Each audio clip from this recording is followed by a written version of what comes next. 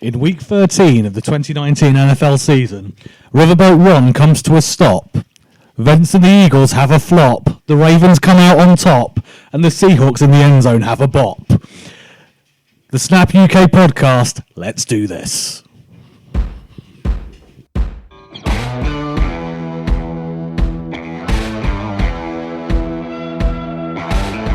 UK podcast, your weekly review of all things NFL by those in the know on this side of the pond. My name is not Johnny Thrash, it's Griff, because Johnny Thrash has a cold and isn't allowed to talk on this week's podcast. Hello. See, as evidenced by that. With me at Shea Green this week, we have Jimmy G and Fourth and Inches. Good evening. For those of you wondering, G-Lo should soon be fully recovered from his surgery and be back with us once again. He's not that ill. We just don't know what else to say about him. Bless him. Right. It's been a bumpy road this week, but before we dive into week 13 and all its surprises, we need to cover the fact that Ron Riviera has just been sacked as we walked in. Breaking news. Breaking as it could be. Say that again, John. Breaking news. So, the context of this being that the Panthers lost 29-21 to the Redskins at the weekend, which is a catastrophe for any team. I mean, let's not go into any kind of numbers on that. They lost to the Redskins. Yes, that's embarrassing enough. That should be enough. There are two other teams that lost to the Redskins this year.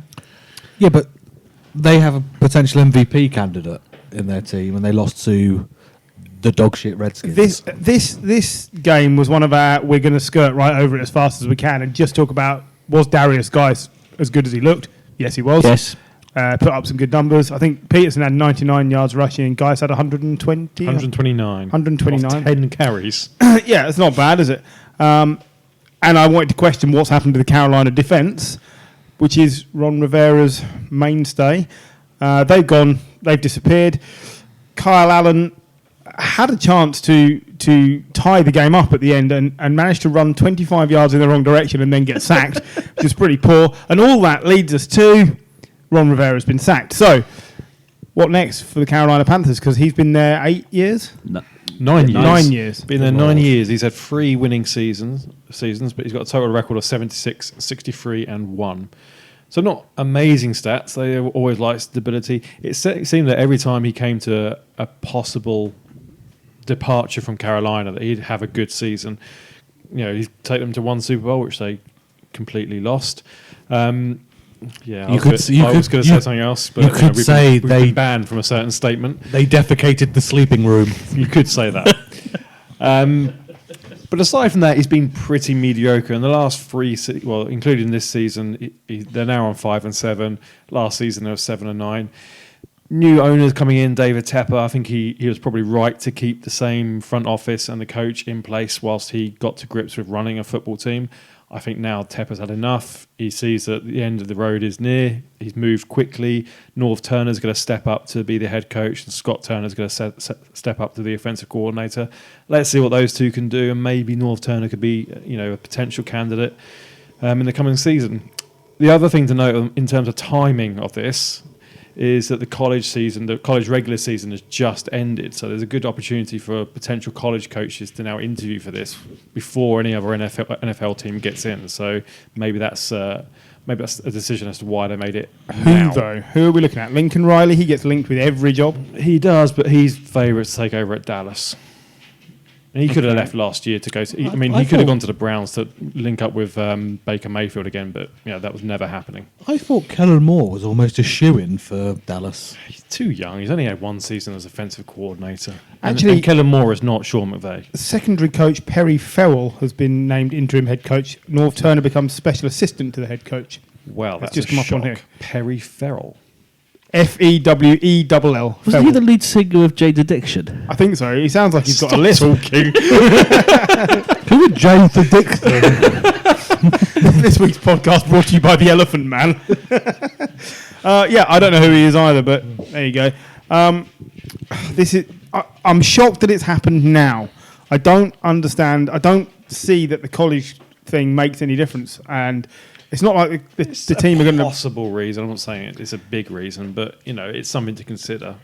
Yeah, For me, You're right. Otherwise, there's no other reason for doing it now, is there? This is a new owner for me who, if the fans are unhappy at the end of the season, can go, yeah, but I got rid of him though, didn't I? Yeah, very much so. I suspect it comes down to Ron's gone to the owner and asked for assurances and not been given them, and he said, well, sack me or I'll walk. So they've sacked him. That is what I think. Because he's not going to be the sort of person that would hang around and wait to be fired.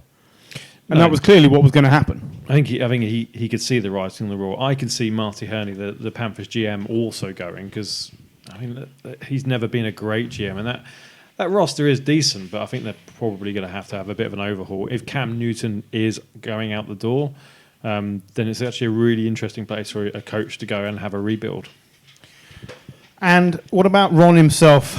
Is he getting another head coaching job, or is he dropping down a rung or two? I think he could do what Jim Schwartz has done. So Schwartz is defensive coordinator at the Eagles. He's kind of, when he left the Lions, I think that was a very similar position to what Riviera is now. I could see Riviera popping up as a defensive coordinator somewhere. Yeah, I'm not sure. I mean, the problem with that is the Panthers' defence hasn't been that good, considering the pieces it has. So I'm just wondering if he might find himself short of job offers. Of course, that said, by this time next week, he'll be like head coach at the Giants or something. We're poor, but we're not that poor. That's actually not a bad shout, though. Well, I'm just saying, you could do with a bit of riverboat Ron down in Giants land, couldn't you? I don't know. I can see him getting another job, either a head coach or a defensive coordinator role. We've got a head coach who can help us choke now. We don't need a specialist in choking. Like Michael Hutchins. Wow, that's niche and terrible. It can't be too soon. It was 1996. I think those sort of jokes are always too soon. I don't think so. You wait till we roll out the Diana ones. Right. Anyway, week 13, surprises, comebacks, and late game drama, along with a handful of onside kicks that were actually recovered. I think there were 4. Yeah. Yeah, but 3 of them were the Falcons, weren't they? Well, one of those got called back, but there was one in the aforementioned Panthers game as well. Really happy to see that actually working. I love an onside kick. Oh, yeah. Who doesn't? I'm sorry, he spoke again. Hello. Brian Blessed's joined us now. The bye weeks are over now, so all teams are in play. So we better get to the action because there's a lot to cover. The first game we're going to hit, potential Super Bowl showdown that was the Niners against the Ravens. Jim? It was a really good game, wasn't it? I mean, we sat and watched it all, and I don't think there was a moment where we weren't entertained. I know the scoreline wasn't magnificent. It wasn't like a 54-50 game like we had in terms of like last season with the Rams and Chiefs, but it was thoroughly entertaining. I think both teams played really well. I think the 49ers did well to keep Lamar Jackson relatively quiet. He still rushed for 100 yards, but... And kept him quiet as a passer. Yeah, I don't think, they could have... Saying that, watching Lamar Jackson fake the handoffs and just go was just... We watched it in slow motion and we were fooled. It's an amazing skill to make it look that convincing, I have to say. But yeah, they did. Your team did restrict him as a passer on the day, which, if you're going to beat the Ravens, is what you're going to have to do. Restrict him as a passer and hope he can't get it done with his legs. Yeah. Because you're not going to stop him from running. Not when you've got Mark Ingram there as well, who on the day only had 59 yards, but is a diversion on every play. He's come on. I mean, he's been brilliant since he left the Saints. He was brilliant at the Saints as well, to be fair, and it was a great pickup for the Ravens. But I think him and Jackson playing together have just been phenomenal. I think, in terms of the 49ers, this is their second loss. They've lost 2 games now, both by field goals. They're playing away. The conditions weren't great. I don't think they played that badly. Garoppolo was okay, 15 for 21, 165 yards and a touchdown, no interceptions, so that's good. Given the conditions. Only gave up 2 sacks. I think the offensive line was good. Raheem Mostert, 146 yards. He was on fire. Every time he got the ball, he looked like he was going to go 20, 30 yards. But he was the only one getting any yards in terms of the running game. We didn't see that much from Tevin Coleman. We didn't see Jeff Wilson at all, really, and he's had a couple of good games recently. But I think the conditions played a lot into this game in terms of there was difficult passing conditions which hindered both quarterbacks, and it was a toss of a coin. Whoever had the ball last was probably going to win. So there's 2 facets to look at there, conditions included. Robbie Gould missed a couple of kicks on the day, one of which was a 45 yarder that he missed. That would have meant the Niners were up going into the final quarter, I believe. And that allowed the Ravens to get the ball back, go down the field, and put the best kicker we've seen in our generation 49 yards from goal to kick the winning field And goal. not have to worry about getting the extra 10 yards. You know, they. It's not that funny. Come on, but yeah, they weren't, desperately trying to get him 10. They knew that whatever happened, they had Tucker. There wasn't one person in the room with us who thought he was going to miss. No one. No one. Because he doesn't miss. I hoped he'd miss, but yeah, he wasn't going to miss. He's the kicker you want to know under those circumstances. And so that's fine. And to lose by 3 points to the best kicker of the generation is no shame. No, I'd rather have Daniel Carlson based on this weekend. Very But good based it on was, the, but- the last 10 years. yeah, since 2008 or 10 or whenever he came in. But there was a little while before that, I think towards the end of the third quarter, there was a 4th and 1 or 2. It was 4th and 1. I know where you're going with this. And Shanahan called a pass play Yeah. instead of giving the ball to Mostert, who was averaging 7.7 a carry. I don't understand the call. Now, it's easy to second guess. It's not the end of the world. It happens. He may well have just run straight into the line and gone nowhere. But surely you take the safer option there. Yeah, I absolutely agree with you. I think it's one, and I've seen a couple of commentators complain about that call, and I kind of join them. And like you say, it's hindsight. I think the theory is that everyone, because of the running game was so good, probably everyone's expecting them to run, and maybe a pass option just added to an air of mystery about it, and maybe they felt it could be pulled off a bit better. But at the end of the day, it was blocked at the line. It wasn't like it was a pass that went wayward. I think it was good defensive line play. I think the telling thing about it is we didn't complain about it at the time. We're all complaining about it with hindsight, or questioning it, with hindsight. But at the time, we didn't sit here and go, hand the ball off. I think there were two teams absolutely, they were taking big punches at each other. It was a proper slug. And it was an entertaining game. I was really impressed with Fred Warner on the day, the linebacker. He in was his second excellent year. again. He with Quan Alexander out for the season, he stepped up, and Drake Greenlaw has stepped up as well. Between them, they had 19 tackles, and Fred Warner was everywhere. This is still. There's no shame in this defeat for the Niners. You look at what the Ravens did to the Rams last week. Oh, yeah, absolutely. This is Ravens' team on offense is phenomenal. But two other things about the Niners that I really like, though, before you dive into the Ravens' offense, what the Niners were doing with players who... So Richard Sherman has been hit and miss this season. He's not been terrible, and he's been better than he was last year, but not always evident in the games. He was absolutely nailed on to his job this week. I thought he was excellent. And equally, George Kittle, not that much offensively, but his blocking was amazing. I mean, his blocking was the key reason that Mostert was able to get around the edge on most of the runs where he scored big, because Kittle was he had an awesome game. And yeah, you're right, he doesn't stand out on the stats page because, fantasy doesn't count blocks, but he was the top blocker all day. Sorry, Paul, you were saying? The Ravens have scored more touchdowns this season than they have in any other regular season. I know. There's 4 games left. 4 games to go. Isn't that insane that they managed that already? And it's a collection on the offense. Mark Andrews, Hayden Hurst, Willie Snead, Gus Edwards, Seth Roberts got a reception. Remember him from the Raiders, Seth Roberts?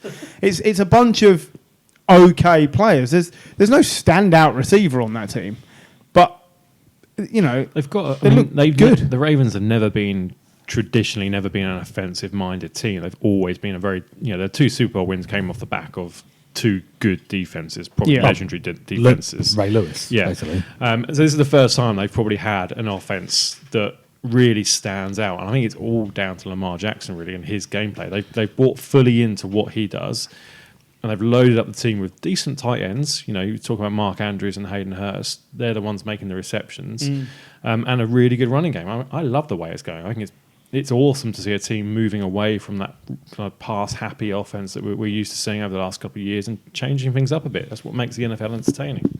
Yeah, it's better than try and defend a pass. You literally have no idea what's coming next, and that's brilliant. Yeah, absolutely. It's good stuff from the Ravens. I think I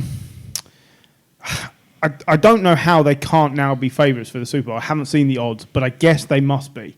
They must be favourites for the Super Bowl. The Ravens? Yeah. I think they probably are. Yeah, they'll lose. Patriots will beat them. Well, no. Do you know what I think their biggest advantage is? It's not Lamar. It's John Harbaugh. He's been here and he's done this. He has seen it all. The experience he's gained is vast. And he's allowing this team to just play the way it needs to play. I don't think he's overcoaching Lamar. He's basically seeing what he can do, and he's letting him get on with it. And at the same time, he's complementing it with the running game, which he's always been good at coaching, and the defence, which he's always been good at coaching.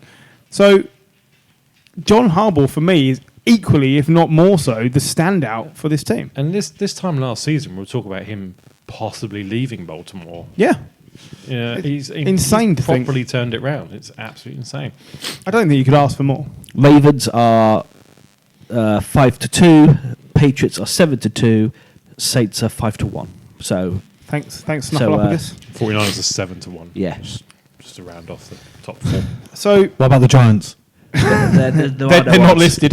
The Niners. Still scrolling. Still scrolling. As we're out the playoffs, I doubt we're going to make much of a slant on the Super Bowl this Yeah, year. there are actually any odds.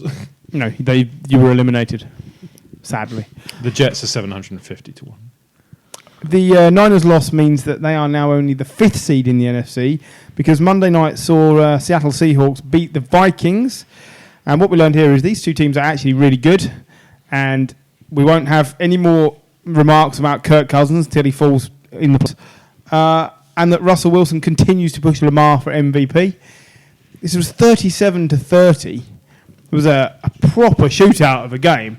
And is this the 7th or 8th game this season the Seahawks have won by 1 score or less? Yeah, it's quite a few. Well, I've got to say one thing that's on my mind straight away. And on Instagram and Twitter, all I saw was the touchdown celebration. Which one? The dancing. Oh, saw yes. the dance. Very good. Yeah. I thought it was shite.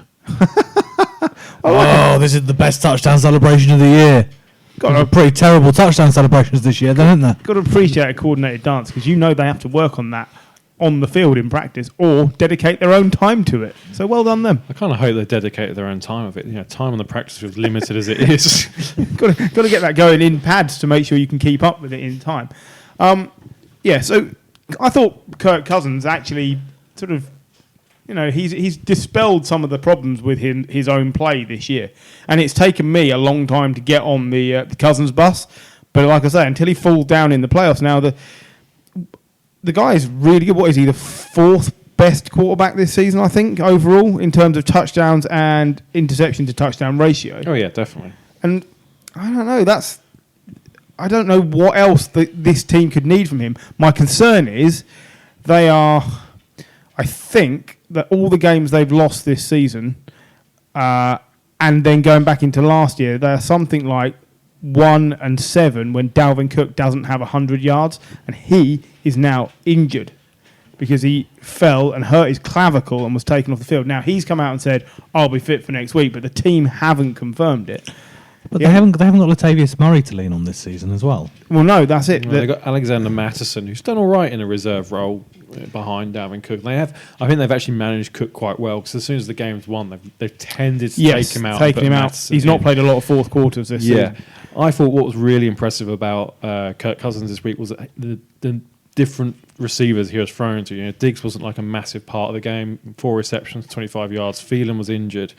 Laquan Treadwell had the most yards because he was a completely blown coverage and he had 1 catch of 58 yards. I saw that he also had the most yards of separation when getting the ball this season for anyone. It was 18 yards of separation. Yeah, I mean, it was just standing on his own. Complete blown coverage. But then other players had really kind of stepped up. Alex Mattison, 4 receptions. Carl Ruder, 4 receptions. Paul's favourite, CJ Ham, 2 receptions for 42 yards. Yeah, exactly. I like to pound the ham. So, yeah, I mean, there aren't the 2 big names who's been thrown to this week, and he's still getting decent numbers.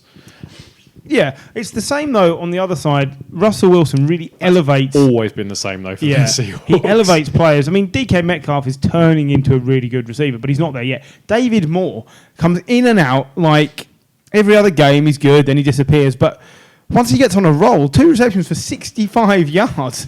I mean, I don't think he'd be this good in many other teams. Again, it was his touchdown was a completely blown coverage, and Xavier Howard, the cornerback for the Vikings, who gets paid quite a lot of money and was once one of the better cornerbacks in the league, is having a terrible season. He's completely fallen off a cliff. And when David Moore did score his touchdown, Xavier Howard was looking at Harrison Smith going, well, where's my safety help? Harrison Smith was on the line of coverage waiting to blitz. If Xavier Howard can't see that and realise he's got no safety help behind him, there's probably no help for him. Yeah, I mean, also the Vikings gave up 2 rushing touchdowns in this game. They haven't given up 2 rushing touchdowns in a game since about this time last year. So, I don't think it's a cause for any concern. The Vikings are really good. The Seahawks are really good. The Seahawks are now the number 2 seed in the NFC, or the number 1 seed in the NFC. They would be the number 1 seed. The number 1 seed. No, they're the number 2 seed. Yeah, Saints. you're right. Yeah, I think Saints are number 1 because they beat the Seahawks. Yes, you're quite right. So the number 2 seed, they're now ahead in the division of the Niners. Only because they beat the Niners. Yep. But that's what it's all about. And you play again in week 17. Week 17, 49ers at Seahawks. I mean, That could literally be a winner takes all for the number 1 seed or the number 5 seed. what was the deal with Tyler Lockett in this game? He had no receptions, no yards on 3 targets. Did you just get anybody see this? I mean, Well, I watched bits of the game, yeah. but I didn't see this. He just got phased out of the game. He wasn't completely. fit going in, was he? Okay. That would perhaps explain it. Perhaps he did not play that many snaps. Okay, so Rashard Penny, legitimate threat? No. We don't think? I mean, I he's getting better. Don't get me Teams are wrong. always better when they've got 2 legitimate running backs. Chris Carson has led the way this season. He had 102 yards this game, but Penny, 74 yards at the best, a better average than Carson, 4.9 to 4.4. But this shouldn't be a surprise. Rashard Penny was a first-round pick. Yep. Yes, he was. It's a A first surprise first round pick. He but- was brilliant in college. A first-round running back should be a good running back. It shouldn't be a surprise in a good team. A good running back is good. It's a case of how bad he was last year. I think a first round running back should be an epic running back. Otherwise, there's no chance of getting you drafted in the first round. You look at other first round running backs playing in the league at the moment: Zeke Elliott, Fournette. Saquon Barkley. Then let's not put Barkley in any good running back list this season. But then you look at other running backs that are also doing well. Derrick Henry was 2nd round. Kareem Hunt was 3rd round. Philip Lindsay was undrafted. You can look at all the running backs through the league, and most of them haven't gone in the round. There's a few other ones, and if you're going down, you probably need to be previously. Yes, he's had a good game. He needs to be that consistent now. He got 370 yards on the season, 3 scores. Yeah. But it's all been compared to based last on. year- It's been based on Carson having a good game, then fumbling loads. Having a good game, then fumbling loads. Having a good game, then But fumbling then the loads. point is, Rashard Penny hasn't stepped in to oust Chris Carson as a number 1 running back. Like, he's stepped in and done some stuff. He's not stepped in and been Christian McCaffrey. Oh, he's not not- stepped in and been Josh Jacobs. He's come in and not fumbled. Yeah. And that's all they want at the moment, isn't it? Well, he's a complementary piece, but it's a good thing to have. It's another dynamic thing that the Seahawks have got in their favour, because now with Russell Wilson as well, that's 3 great rushing proponents that you've got in that team, and you've got to account for all of them. A bit like we were saying with Lamar and Ingram. You say that Travis Homer had an average of 29 yards per carry. Who is Travis Homer? I don't know, but he had 1 carry for 29 yards. I think he's the fullback. I suspect that we might not account for close. Anyone else in the league better at elevating the players around them than Wilson, though? That is the thing. Anyone else that you can think of who's better? Brady used to be. I mean, I could put a very, very tentative case forward for Jimmy Garoppolo based on the 49ers this season compared to the 49ers last season. I think that's fair. And Patrick Mahomes is the other one that I think maybe elevates players. But Wilson, for me, is the I think best. Patrick Mahomes has got a couple of decent receivers. Yeah, but he didn't really elevate. I mean, there was an Alex Smith playoff team the year before. That's a great point. Alex Smith was brilliant at elevating players around him, though. And the other one, of course, is Aaron You've Rodgers. just said Alex Smith was great at something to a 49ers fan. Come on. The other one, of course, is Aaron Rodgers, who I think has elevated. I mean, Alan Lazard had an amazing game. Equanius, Brown, and the other fella. Here's a lump of skin, throw the ball at them, seems to have been their game plan for years. It does seem to have been that way.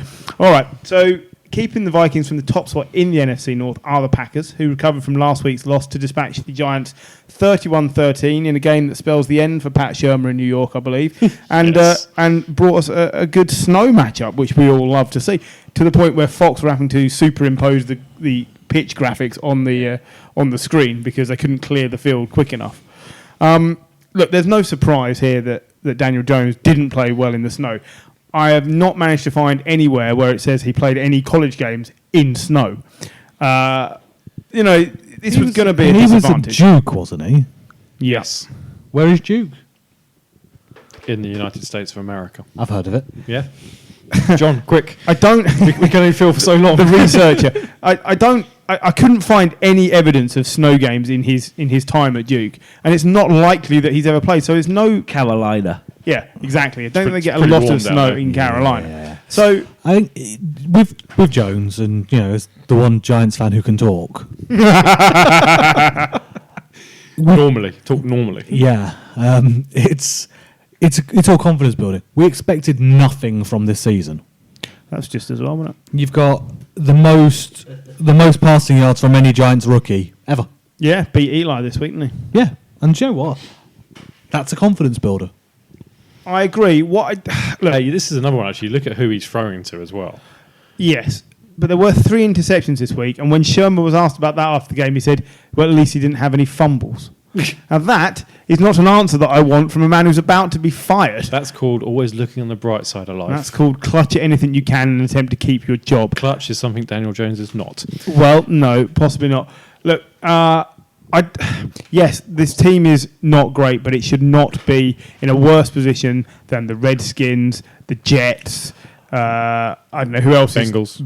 Well, they're not in the worst. they're not in the worst Bengals are the only position, team. Bengals are the only team. There were Dolphins. I Dolphins, yeah. think it's one of those things, right? Where nobody expected anything, and unfortunately, the Cowboys haven't run away with that division like everyone expected. The Eagles haven't been clearly the second best team in that division. Whole division is a dumpster fire. Yeah, and nobody expected the Redskins to Be that bad. soil the sheets in the way that they did.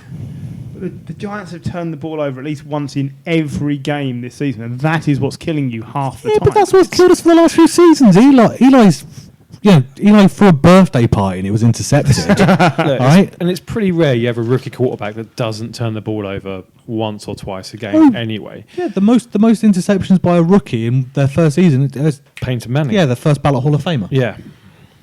Didn't he also have the most interceptions in his last season? Probably, I yeah. think he did. But Yeah. the point Where he won is- the Super Bowl. I mean, the Yeah. point, if you put, Daniel Jones had one half decent season at Duke. Duke's not a big kind of football playing college. They don't play amazing opponents. Great basketball program. Great though. basketball, Great program, basketball program.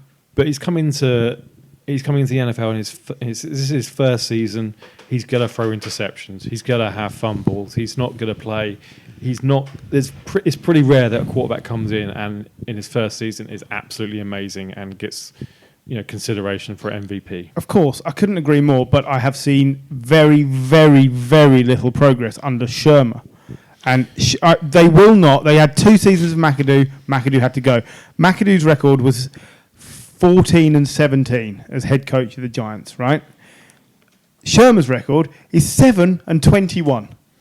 The guy has to go. It has to be another quick decision. He has to go because you cannot have Daniel Jones not being shaped into the way you need him to play. You're already losing another year off Barkley, and you will only get 5 good years because he's a running back. So you have to make the next coaching appointment the right one. But this is also another franchise who would do well by getting rid of the Dave Gettleman, the GM, because this roster's not great. Like you got Saquon Barkley. poor.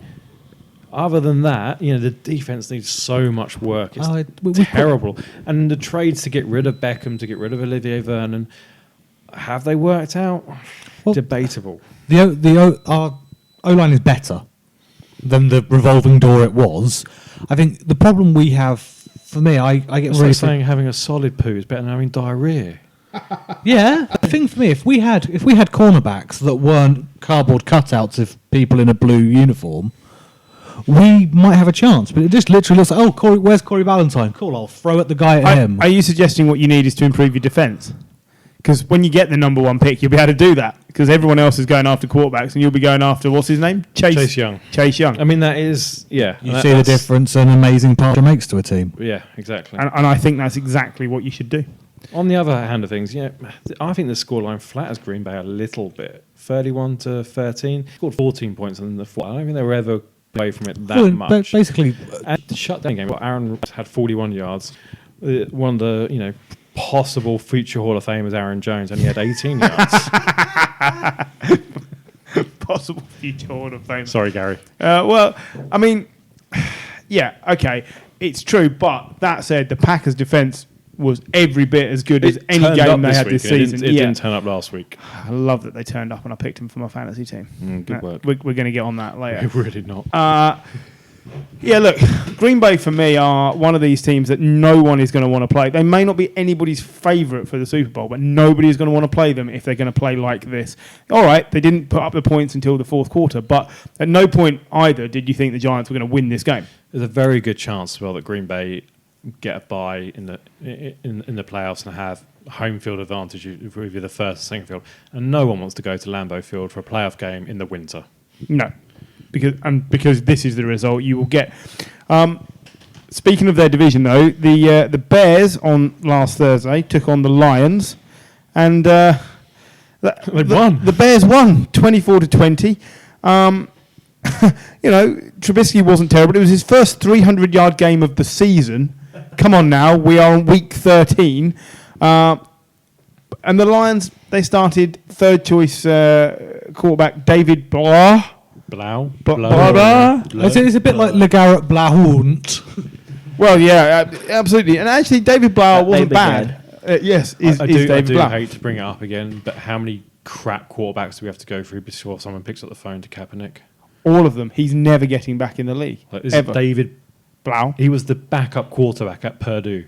The backup quarterback at a college program. Not a good college program. It wasn't like he's at Alabama. He was at Purdue. Come on. Anyway, ran over. Move on. So the only real thing about this game of any significance, apart from the fact that Kenny Golladay had himself a day, 158 yards. What an amazing addition to somebody's fantasy team. Yeah, if and they Bo have him. Scarborough had 80-odd yards rushing and has been really good in his two games for the Lions. Like, I think he might have got him and Carryon Johnson when Johnson's back are going to be a really good 1-2 They've punch. now got a decent running back stable because Bo Scarborough did nothing at Dallas, but then he never was going to do anything at Dallas behind Zeke Elliott. It was difficult, wasn't it? He's gone to Detroit and he's taken his opportunities. What Rashard Penny should do at Seattle. Yes, he should. The only other thing of any note about this game is that in the first quarter, Blau threw 2 touchdown passes on his rookie debut. I think only 2 other rookies have done that. Anybody want to name them? Or shall I just leave you to try and find that by the end of the show? Eli Manning. I don't know. No, I didn't think it'd be him. Ben Roethlisberger. No. I'm going to leave it with you. Yeah, I mean, we're never going to Yeah, get I'm going to leave it with No, you. I, till the end of the I show. want 3 hours of us. naming rookie quarterback. Or just quarterbacks. Yeah. John Elway. Sticking with the NFC. Joe Montana.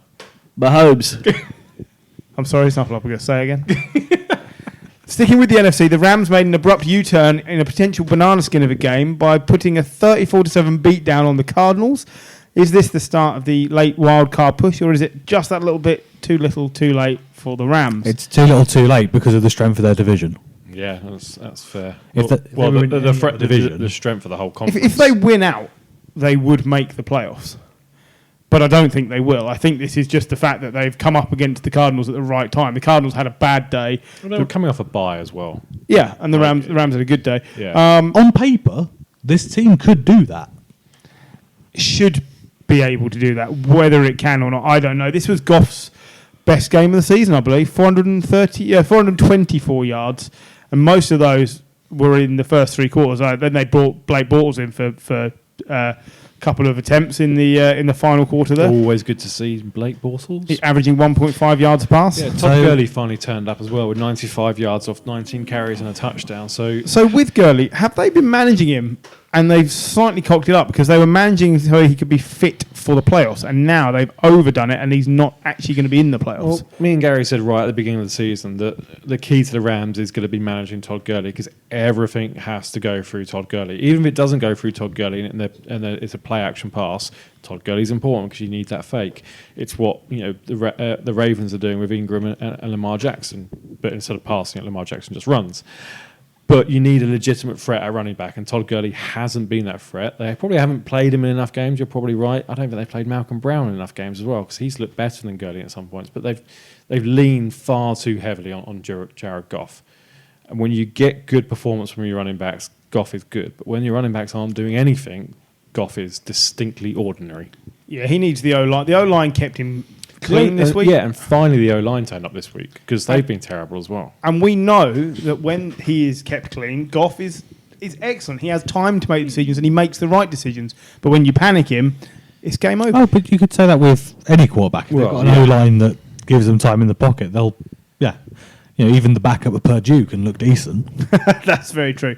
Week 4, Goff had 500 odd yards against Tampa Bay. I knew there was one other game this season he'd gone off, but I mean, I think my biggest concern with that O-line is, for next season, is that Andrew Whitworth is not getting any younger, and he's really important to that. I wouldn't be defensive surprised line. if he retires. They've got no first-round picks for the next 2 years. They're probably right up against the cap because they've got to pay Jalen Ramsey. They've paid Goff a lot of money. They've paid Gurley a lot of money. They've paid Aaron Donald a lot of money. Cook's but got a lot of money. Cook's got a lot of money. I could see him being cut to save money, and they have to invest in that offensive line. Cooks isn't. They're going to he's back now. They're going to have to draft brilliantly later on in the draft to get some decent O-linemen. They look like Taylor Rapp looked decent. Yeah, he looked really good actually. Look, they've got lots of pieces. Round? Yeah. But they did not expect to be this far off the pace. Brandon Cooks was in this game, 2 receptions, 24 yards. But Robert Woods, 13 receptions, 172 yards. And he makes a difference because when you've got Robert Woods on the field, Cooper Kupp's suddenly back in the game. I think you need all three of them on the field. You need Woods, you need Kupp, you need and all three might not put up the yards. Yeah. But one takes away from the other. You need those three and or mix in Josh Reynolds as one of them because he's a very good player as well. Yes. Tyler Higbee, a tight end, had himself a day, 107 yards and a touchdown. And like I say, Cooper Kupp had his best game for 4 or 5 weeks, 65 yards and a touchdown. Like you say, with 3 of the 4 on the field and an O-line that's working, this team is excellent. But Goff is not someone who elevates the players around him. Yeah, Goff's not Aaron Rodgers, and he never will be, I don't think. But he that's needs fine. that running game. That's fine, but That's you have fine to if keep you him have the clean. running game. The thing to bear in mind with this is they beat. I'm not really putting any stock towards the Rams because they beat the worst team in the NFL. All right, they've had a few roster changes. They've got a new head coach, but they're still the worst team in the NFL last season. They're fairly bad. Larry Fitzgerald now has had a reception in 239 consecutive games.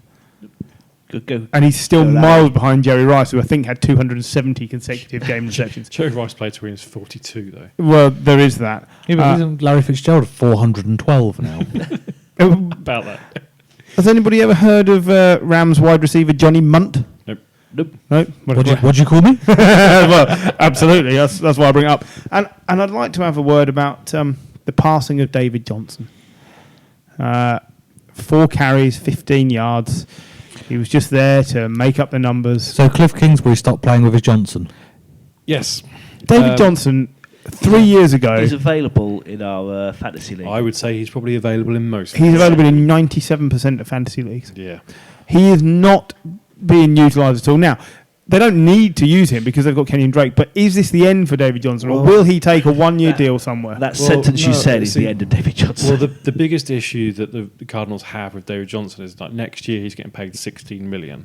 Whoa. So realistically, they can't trade him because no team is going to pay $16 million for a running back, and no team is going to pay $16 million for that running back. I think you're forgetting. Miami are dumb. Real dumb. It actually could. That's probably one of the ways that it will happen is that he will go somewhere and another team will pick up half his salary or something like that, or he'll just be cut and the Cardinals just have to swallow $16 million. Yeah, that is a fairly big chunk to swallow down. You don't want to. That's difficult. That is a massive Johnson to swallow. It truly is. The late game Sunday could prove to have serious playoff implications as Bill O'Brien and the Texans finally got one over the Patriots with a 28-22 victory, courtesy of some very un-Pats-like defending and a wonderful trick play from Watson and Hopkins. So, do you just want to give me the beat down now, or shall I make an attempt to pick this apart properly? I'm not giving you the satisfaction. Sod ya. Do you know why? Go on. You're 10-2. Yes. Do you know what I'd do if the Giants were 10-2? I don't think I want to know. I'm not sure anyone needs to hear what you would do. My poor wife would not hear the end of me talking about how happy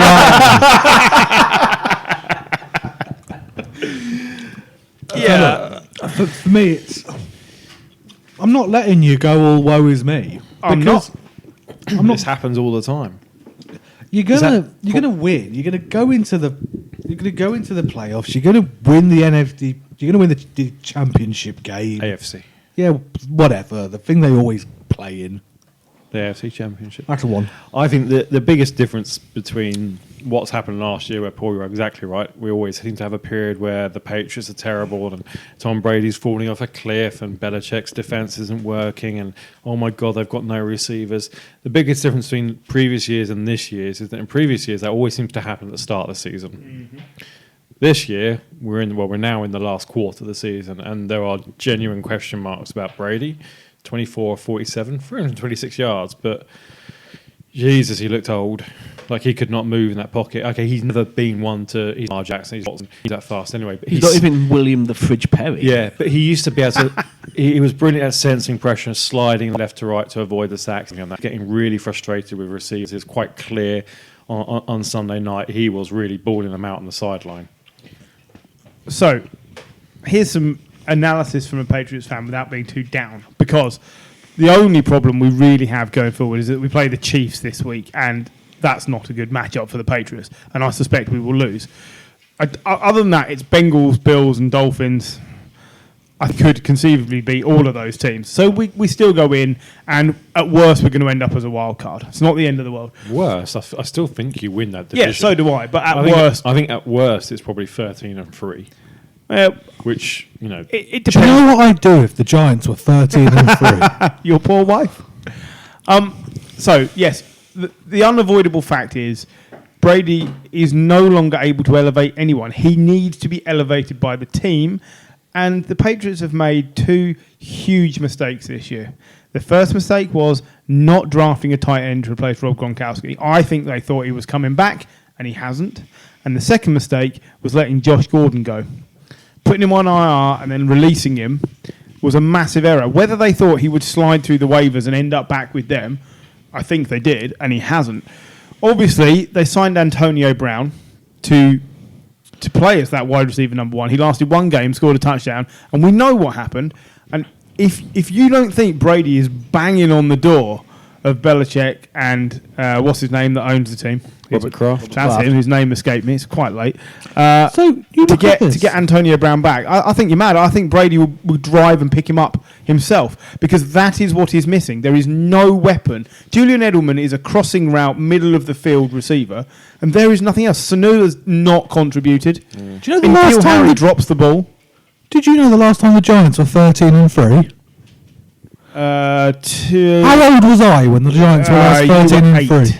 I was 3 years old, and they won the Super Bowl. Yeah.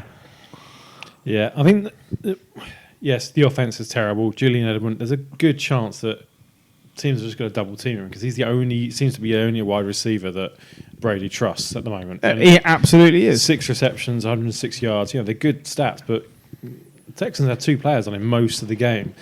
But for me, that's not the bigger issue. The bigger issue is that the defenses seem to have gone off the ball a little bit. It's one game. You've allowed 21 points on average, 21 points over the last four games. And that's up from quite almost they were averaging figures. 7 or 8. So the biggest issue is that you can't afford to get. I mean, this wasn't a shootout, but you can't afford to get in any type of shootout whatsoever. If the other team are scoring more than 20 points, you're in trouble. And 20 points isn't a big ask. No. It is week 13, though, so it is the time of the year where James White wakes up. Well, he did. He had And 30 realises- fantasy points this week. He was crazy. He'd only had about 8 fantasy points over the last 2 games. Yeah. And he had 30 points. Yeah, and he a had couple of touchdowns. He had a great game. And- 14 and carries, we do 79 need him. yards, and 8 receptions for 98 yards. But the running game has been tepid. Yeah, Sony Michel's gone off. And that's what rescued Brady last year. Do not forget, this time last year, Brady looked like an old man. The season looked too long. And the rushing game absolutely picked up the slack and got us to the Super Bowl. And then that's absolutely what needs to happen again. If James White, Sony Michel, and Rex Burkhead are all fit, there's a good chance that they could become better.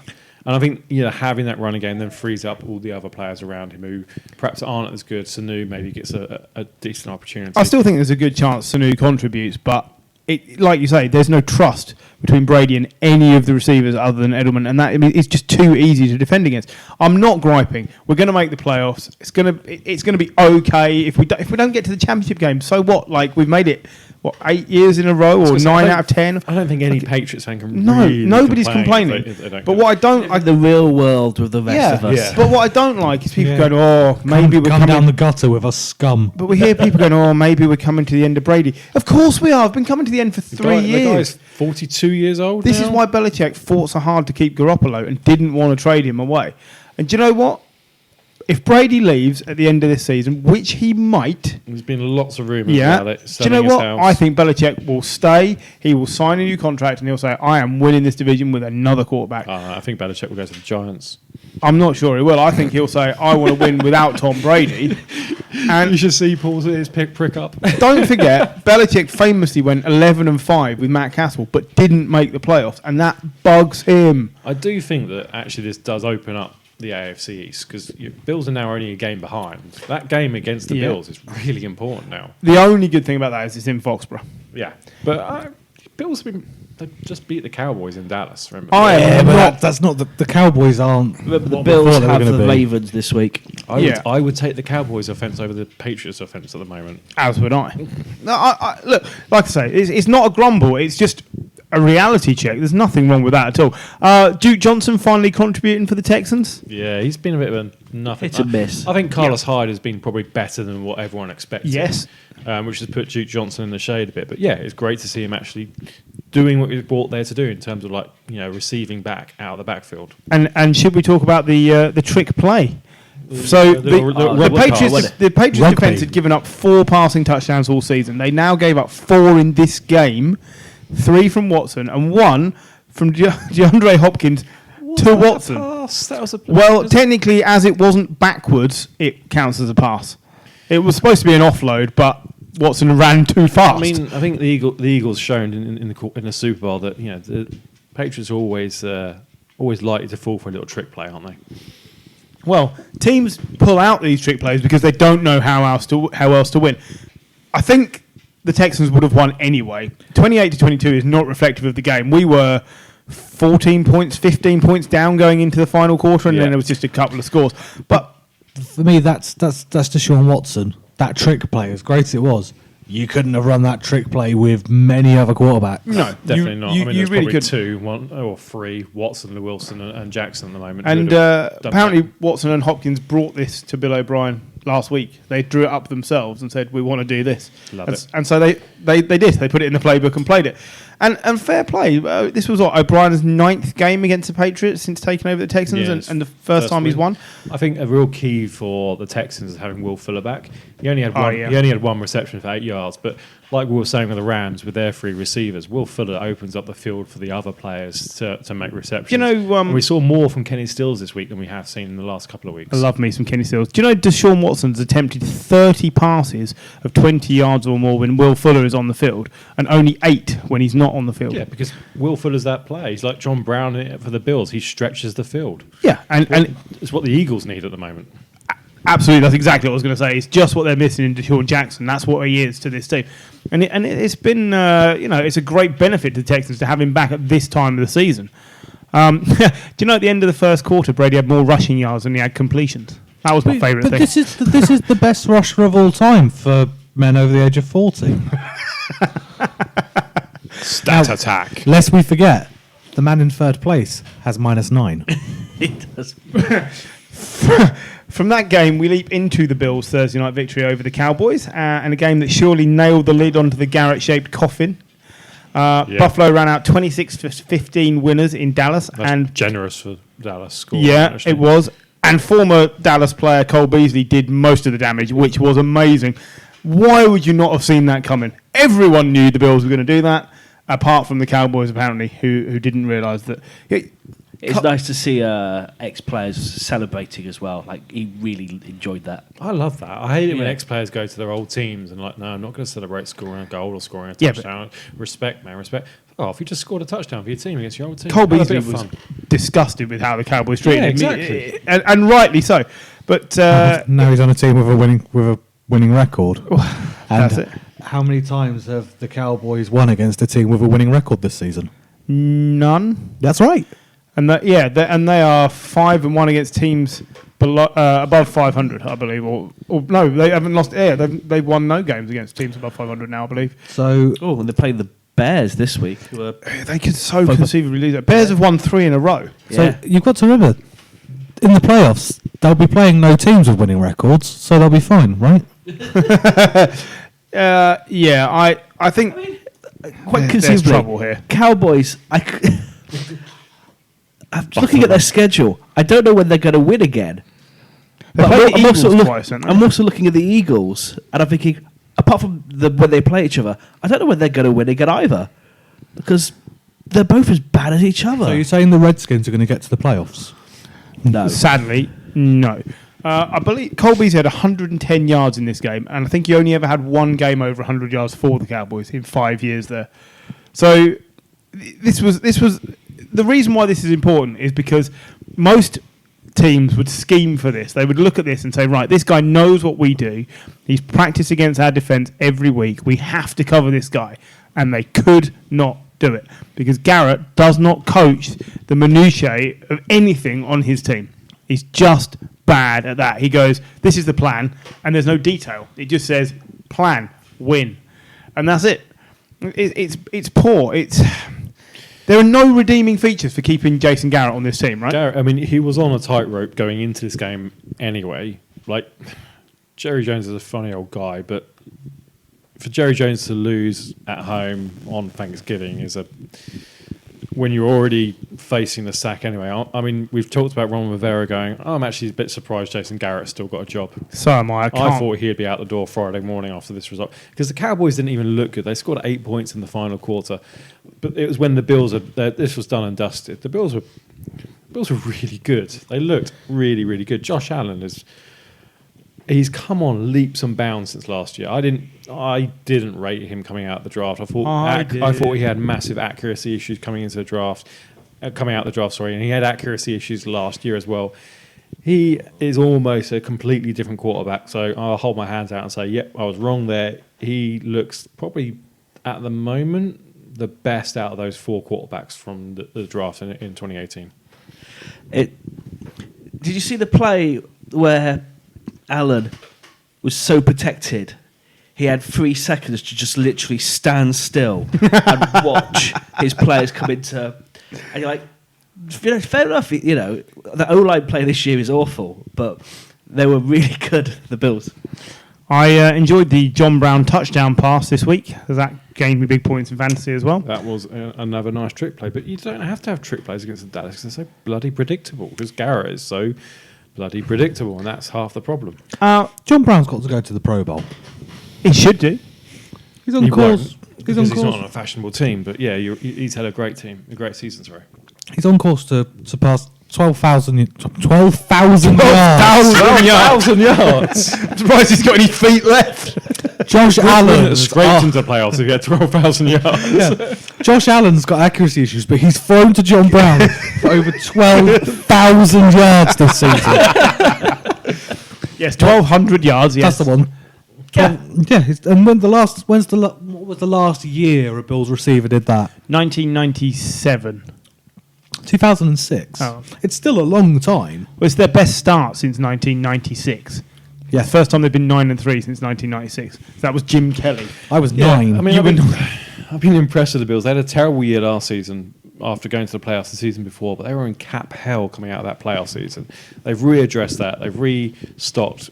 They've got a really good defense. I think they could cause Brady issues in Foxborough. Is anyone at this table prepared to say the Bills win the division? I'm not prepared to say it.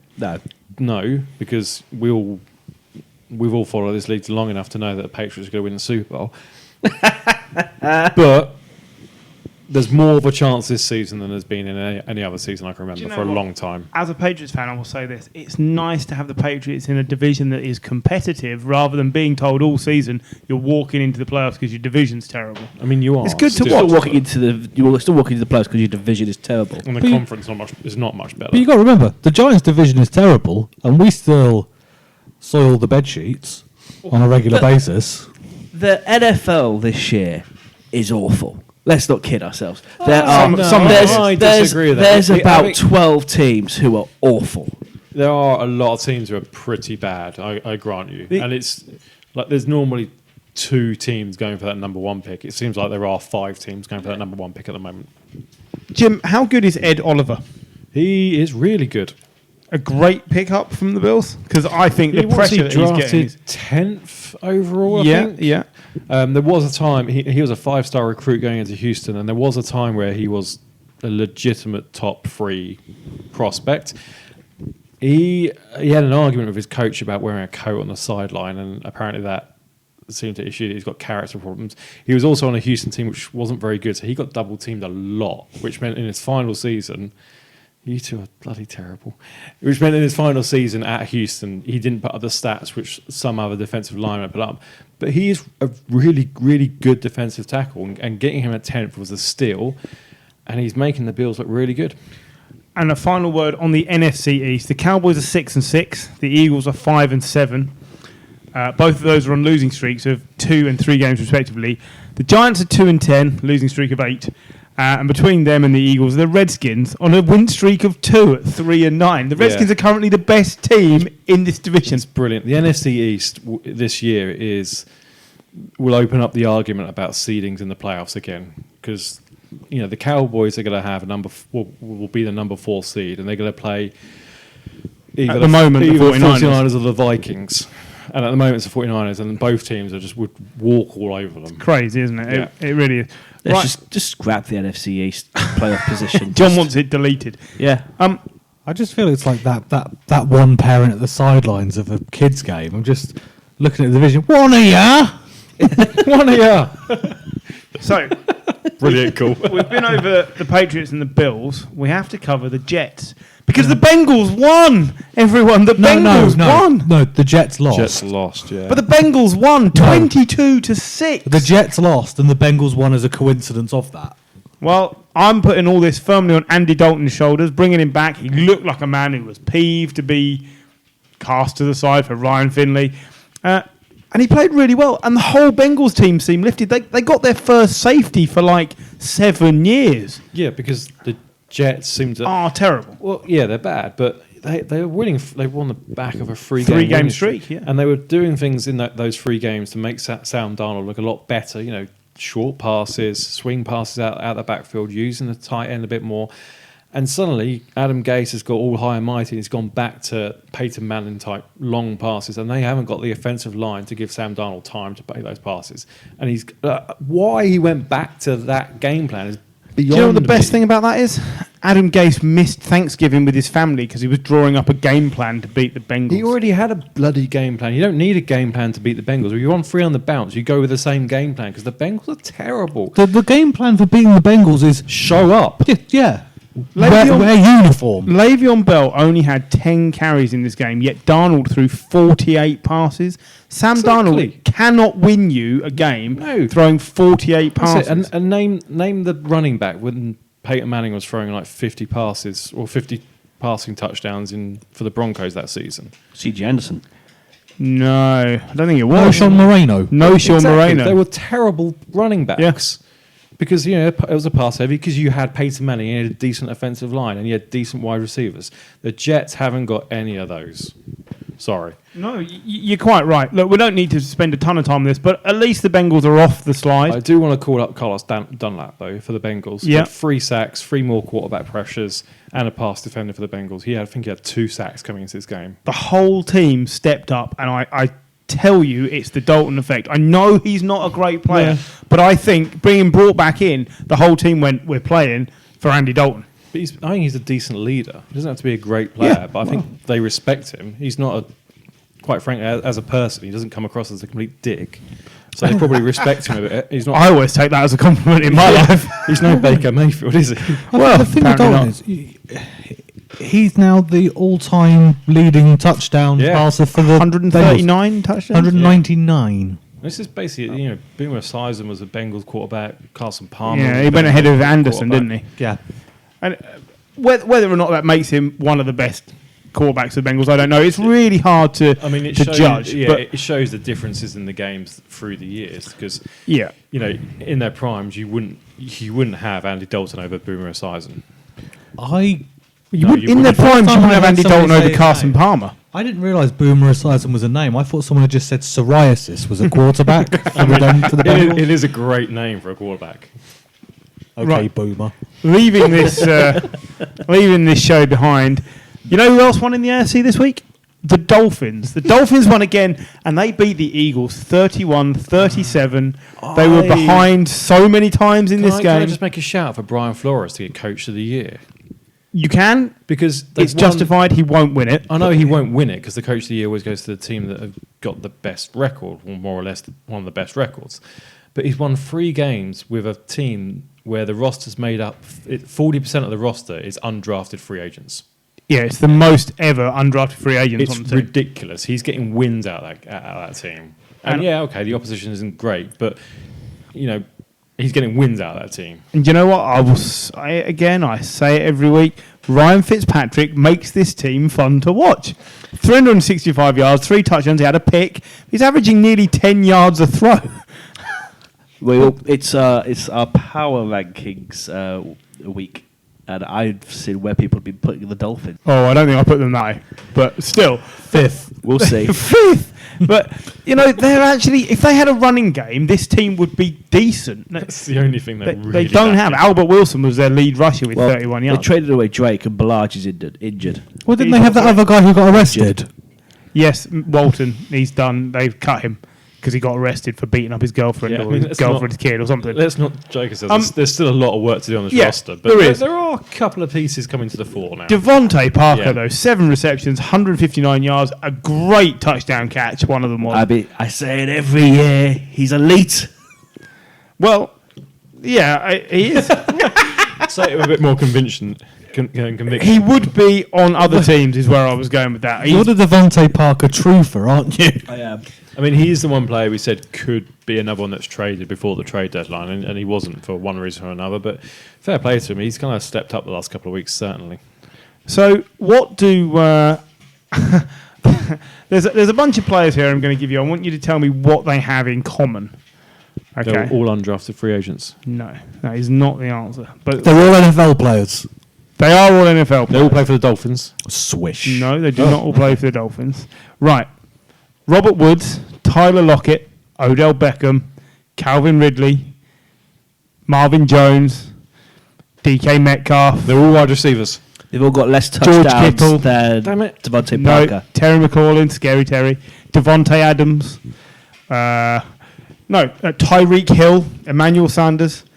They've all got less yards than Devontae Parker this season. Tyreek Hill has 256 fewer yards than Devontae He Parker. has been out for like 6 weeks. Yeah, he was out for a Devontae few games. Parker plays with Ryan Fitzpatrick on the Dolphins. Yeah, but he's the only receiver they've got. He's doing a fantastic job, is my point. He is doing a fantastic He's job. having. There is no doubt. He's about having that. his best ever season on the worst ever team he could possibly play. on. Yeah, but to be fair, he's the tallest dwarf in the wide receiver room, isn't he? Yeah, well, I'm just saying. Mike Gesicki's pretty tall, actually, the tight end. And he also played really well on the day. did, yeah. He's had a couple of decent games this year. Not enough, but a couple. And can we mention for the second time this year, Matt Hack. Was that the Hark. trick play? The trick play. The trick play, or something what was out it of called? college. Mountain shot. That's what it was called on their play sheet. Well, normally they wait and see, and then they come back in and take the kick.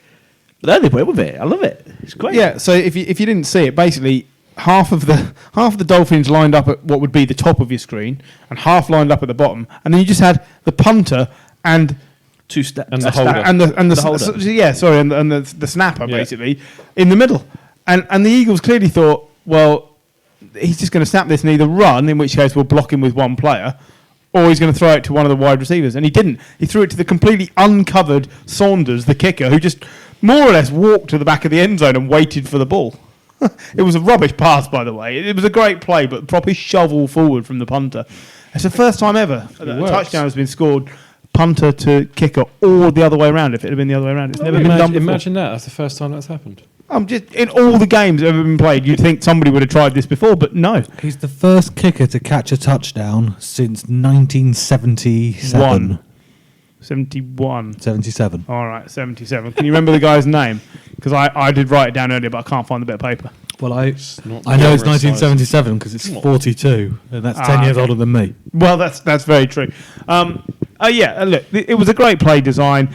Absolutely love your shout for Coach of the Year. He won't get it, but the point is the players are playing for him. Imagine how good this team would be with Laramie Tunsil and Minka Fitzpatrick. Yeah, I mean, I guess the positives Kenyon are... Drake. Yeah, Jarvis Landry. Yeah, they've now got 3 first-round picks next year.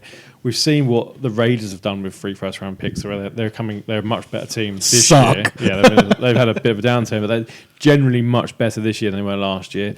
My only hope is that actually Miami do the same. I could see them taking Tua Tagovailoa still, even with the injury, and having Ryan Fitzpatrick there for another year. I think that's exactly what they will do. I think Fitzpatrick has basically got himself another year's extension while they develop whoever it is as their new passer. Yeah. Carson Wentz wasn't bad in this game, 310 yards, 3 touchdowns and a pick. I mean, again... But every time they fix the offense, the defense falls apart, and vice versa. Did help having Alshon Jeffrey back, 9 receptions for 137 yards at 15.2 a catch. That's incredible. He makes such a difference. But the defense was just dreadful. Greg Ward had another catch, by the way. Yes, he did. Greg Ward Jr. Yeah, he did have another catch. Good on him. But every week, we one side of the ball or the other falls apart for the Eagles, and there is no consistency. They're playing the Giants this week, so that's a win. They're both going to converge into It's just a mess. Even average will be enough for them. 3-all tie. I In think. any other division in the NFL, the Eagles would be dead in the water, and deservedly so. Yeah, exactly. I mean, they've got the same record as the Panthers have got. Mm-hmm. And the Panthers just signed a five-year coach. You know, I don't think... Pedersen's only there because he won the Super Bowl. Yeah, and he's still living off that. And rightly so. Yeah, rightly so. Another season of dross, he could be in trouble. Still, it's 40 games now since the Eagles had a 100-yard rusher, by the way. That is a long time. It is. Right, another team in dire playoff difficulty after discussing the Eagles there are the Browns. They faced the Steelers for the second time in 3 weeks and managed to throw the game away after being 10-0 up, getting beaten 13-20 by what I've written as a third-string quarterback, but having thought about it, it's a fourth-string quarterback because they had Josh Dobbs ahead of him, and he was traded to the Jags earlier in the season. Dorsey, it is time to get Fat Freddy out of there, right? Yeah. I mean, what are you doing? The guy wore a T-shirt in the week that said Pittsburgh started it and got photographed in public with it on, watching a film about a man who famously was from Pittsburgh. And, of course, the Pittsburgh went and ended it. It was just awful. I mean, I just get the feeling that they've built this like amazing fast race car, and they've put someone with the mental age of a 5-year-old and given him the keys. It seems terrible that you've got all these wonderful pieces with somebody who. I mean, Hugh Jackson would be doing a better job with this team. I don't know. No, I'm not prepared to stoop. I know Greg Williams has like legacy issues and things like that, but surely he would. Dorsey wanted a yes man, and Greg Williams would not do that. He doesn't do that for anyone. That's why he moves on every 2 years because he falls out with everyone. Freddie Kitchens is a yes man. What he is also is an incompetent coach. You cannot justify this team being 5-7 now. You think of the savings you'd make on Buffet by getting rid of that man. Baker then, quickly, is he bad or is it just the coaching? I think it's the coaching. I don't think the coaching helps. I think the coaching definitely doesn't help. Like if he had say over Freddie Kitchens, then he's not the quarterback that I'd say should have say over a coach. No, of course he shouldn't. Other quarterbacks that have had that say have generally been pretty straight-laced, sensible people. Baker Mayfield's never been that type of player. He needs a disciplinarian. He is like Brett Favre in that he's a bit of a cowboy. He needs someone to sit him down and go, do as you're fucking told. He needs Mike Holmgren. Yeah. Yeah, basically. You were shouting for Flores to get Coach of the Year. Mike Tomlin gets my shout, Coach of the Year. It's another great shout. Because so this team are Tomlin, sixth seed, aren't they? Tomlin is almost like the complete opposite of what the Browns are. The Browns have got all the pieces and no coaching. Imagine what Tomlin would do with this Browns Steelers team. have got no pieces, and he's still getting wins. They're in the playoff hunt. They're 7-5. The players had some On the fourth-string quarterback. They had some great things to say about him. They said at halftime we were 10-something down, and he came in and basically got his board marker out and drew up a plan to beat the Browns in the second half, and we executed perfectly because that's what he teaches us to do. Someone asked him what... who did they ask?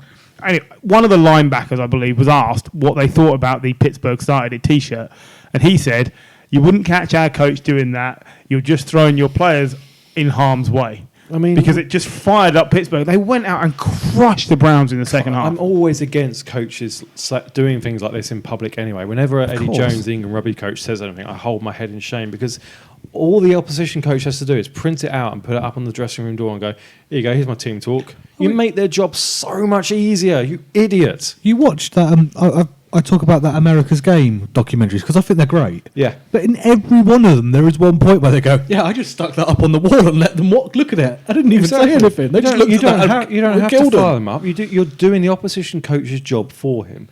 But Tomlin is doing absolutely brilliant. Again, this is another coach that last year was saying, he could be on his way out. Like he's had a few mediocre seasons. This season, he's proved like you say, he is a genuine Coach of the Year contender because what he's getting out of this team, which has been devoid of big names, shall we say, is absolutely incredible. They've turned James Washington, right, spent 4 years at college with Mason Rudolph, and the two of them were unstoppable. They were brilliant. That's what got Mason Rudolph drafted. That's what got James Washington drafted. He has done nothing with Rudolph at quarterback. Duck Hodges comes in. Oh, James Washington suddenly an elite number one receiver. It's crazy. Hodges isn't brilliant. He threw a absolutely shocking interception, but the rest of the game, he just does enough. At the end of the day, I refuse to call him that. Devlin Hodges. No, you will call him Duck Hodges. No, he won the duck calling championships of the United States. Whatever. Anyway, at the end of the day, like you say, he was the fourth choice quarterback. Yeah. He was the quarterback for Samford, not Stanford. Samford. Yep. Sorry. Anyone that is getting wins out of that quality quarterback is... Combine that with Benny Snell as well. Yeah, Benny Snell Jr. 16 carries, pretty quick. 63 yards. Yeah. You got no Juju, you got no James Conner, you got no Big Ben. This team has no right to be in the playoff race, and Tomlin is doing a grand job. Yeah. The defense is amazing. Yeah, I mean that's the place where they do have pieces in terms of Devin Bush, Bury, Terrell Edmonds. I wanted to mention Joe Hayden. He spent 5 years with the Browns. Yeah. Came up and picked off Baker and iced this game. It was beautiful. And there were, even I saw online, and we all know I don't do online, but just Browns fans saying it just had to be him. It was always going to be him. It did, yeah. But being a Browns fan must just be the most humbling experience. This must be almost like the worst. This must be the worst because we went into the season with massive high hopes for the Browns. People were even saying, Super Bowl could be Believe land. And they're just bad again. Okay, they're not Bengals bad, but they're bad. At least the other seasons they didn't have any people on the roster, and they were bad. On Thursday night, the Saints clinched their third successive NFC South title and notched another win over hated rivals, the Falcons, 26-18. Matt Ryan was picked twice and sacked 9 times. I was just looking at that. I didn't realise it was that many. 9 times. Cameron Jordan had 4 sacks. He was the first Saints player with 4 sacks for just forever, like 11 years or something. 4 sacks. 4.5 tackles for loss. Taysom Hill, 2 touchdowns.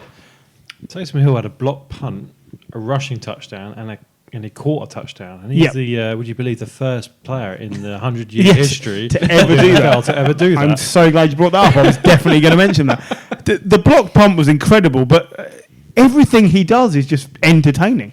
It's fun. I think I saw another... mean he's good. It's fun, though. I think O.C. Umanora said this on the BBC programme. I would love to see him just play a bit of quarterback, just to see if he can play quarterback. Because if he could, that's another Lamar Jackson type player. The Saints have ramped it up enough. Don't be surprised if he plays quarterback week 17. Yeah. He's got 5 touchdowns this season. He hasn't thrown a touchdown pass. He's only thrown like 10 or 12 passes. Not thrown that many passes. But he's doing an incredible job as a gadget player, and some teams just need gadget players. The Saints are one of them. 33 yards off 2 carries. It's incredible. Julio Jones did not play. He was a late scratch in this game for injury reasons. That definitely cost Matt Ryan and co because they had nothing going against this lot, really. Yeah, and the rushing game wasn't there. I mean, I think Devonta Freeman could possibly be gone from Atlanta at the end of this year. Do you know, I would agree if it was the fact that they had anyone else, but they don't because they let Tevin Coleman walk to you lot. There's nothing else there. Yeah, but they've got random name generator at running back now. Brian Hill and Keith Smith. Brian Hill and Keith Smith. And He Ullison so the other much week. money as well, Devontae Freeman. That's what I'm saying. I mean, crazy. He was a good running back. He's not a good running back now. Like, you need to not David Johnson, because that's a heck of a cap hit, but if you can afford it, it's worth letting a decent, what was a good running back who's now not, go and bring in some third or fourth round pick running back from college who could get the job done just as well. I think you're probably right. I can't see that they can carry on with him, but maybe they will. It's a hard one because we know he can do the job, but the whole offensive line is so bad. How can you evaluate him? Yeah, the whole offense is dodgy still, isn't it? Yeah, it's hard. It's hard to judge him against that, but ultimately it's only 8 points. But I thought the Falcons would play this one closer. The end helped make it. You know, it was not an 8-point game, was it? The Saints were well out in front, and there was some garbage time to bring it closer. Quickly though, we should comment on Younghoe Koo, the Korean missile, who kicked 3 recoverable onside kicks. They were beautifully kicked. Now, one of them was pulled back for a penalty, but no team has recovered 2 onside kicks in like the last 15 years. It's absolutely insane.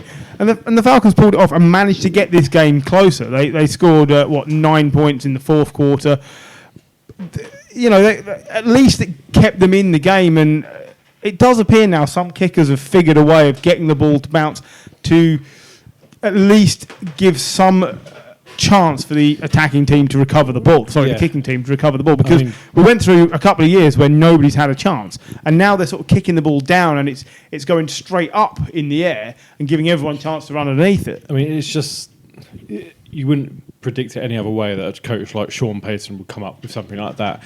And this is the big difference, what we're saying about kind of Jason Garrett and Sean Payton. And Sean Payton will look for other ways to do things, and he's looked for a way to win. I mean, the Saints were famous for their onside.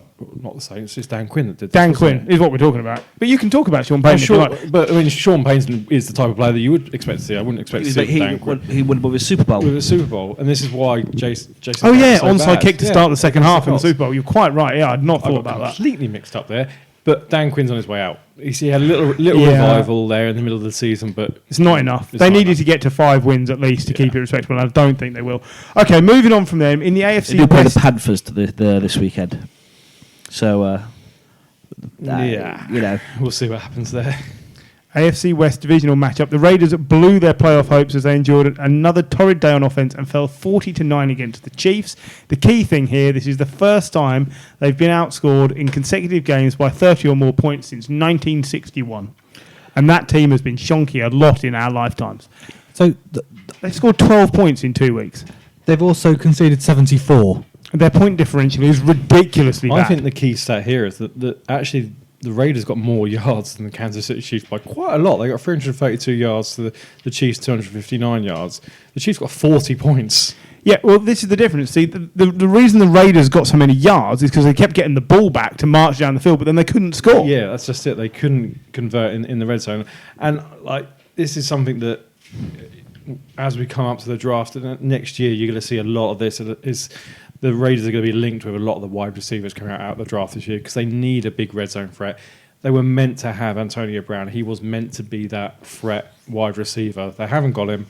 Darren Waller is playing out of his skin, but there's not a lot else. Yeah, another 100 yards from Waller, and another great performance for my fantasy team. A couple of great throws by Mahomes, and a couple of amazing catches by one by Kelsey. I particularly remember he jumped up and grabbed it and was tackled. How he held onto that ball, incredible. Did you see the start of the second or third quarter? There was a kickoff anyway. Oh no, first quarter it was. After the Chiefs scored, they kicked the ball back to the Raiders, who then tried to advance the ball and immediately fumbled it back in their own 30-yard line to the Chiefs. And Gruden's face on the sideline was just like, this is, how do you coach teams to not be stupid? Is basically what he was looking at them. Gruden's face was just phenomenal. For me, the Daniel Carlson field goal, I wouldn't even say it was a shank. I wouldn't even say it was a shonk. What would you call it? It was amazing, but I don't know what you'd call it. That's shit in the bed. I knew it was coming eventually. It was always coming. It was pretty bad. How far away are the Raiders? Not that far. Are they another year away? One more draft? Well, about 30 yards to the left on that field goal attempt. Like the one in college the other week that went straight down the tunnel. That was amazing. I can't think which team it was, but the kicker put one down the tunnel, and you're like, That's oh. 49ers. I don't think they're that far away. To come back to your original question, like I think they're probably better than we thought they were going to be this year. They've got another 2 first-round picks next year. One of them is the Bears, who that's top 15. It's going to be decent, yeah. Top 15 pick. He gets decent players. A pick on offense and a pick on defense, and this again, they could make another step. They're certainly better than the Broncos and the Chargers in that division. Two things that I saw this week. One that surprised me, one that didn't. So the one that didn't, Andy Reid, 18-3 in his career coming off a bye. So you don't really beat him off a bye. The one that did surprise me, Mahomes had his first rushing touchdown of the season in this game. But that just seemed to be almost, there is nothing else available. I'll just run it. I'll just march it in. Again, He has had a bad injury, so you're probably not expecting him to run. He's not He been as did mobile. look back to normal. Well, what we expect from normal. Some of the throws he was making this week were lovely. What has happened to Sammy Watkins? 0 receptions off 0 yards on 0 targets. 3 targets. He was in the game for like 10 or 12 snaps. Just nothing. Anybody remember Sammy Watkins being any good? He was the 3rd overall pick at one point. Yes, he was. He had one good week when If Tyreek Andy Hill Reid was injured. can't get anything. Yeah, if Andy Reid can't get anything out of it, he's done. He could be gone this season. I think it's all over. And I read a lot of things last couple of weeks over Derek Carr not being very good in the cold, and it was cold, and he was rubbish. So maybe I still think there's a lot of talk about him being replaced, and it could well happen. I don't think he's a terrible quarterback, but there are some flaws, and I don't think Gruden's bothered about fixing them. I thought he's looked all right most of the season. The quarterback whisperer, John Gruden. Yeah, that's him. I mean, let's be fair. Just keeps walking up behind the car and going, quarterback. Throw it to one of our players. Nate Peterman sat over there. some of this play was Peterman-esque. They went, well, they were bad. No, don't say that man's name in vain. In Florida on Sunday night, Nick Foles was forced back to the bench as Minshew Mania regained the limelight. The Bucs, however, trounced the Jags 28-11. And then after the game, we had reports of infighting in the Jacksonville locker room and in the showers. Big naked men were fighting with each other. So I think the How important when Nick gets it out. Yeah. Big Dick Nick. Just jealousy. So the important thing for us is Minshew Mania They were is back. fighting, not crying.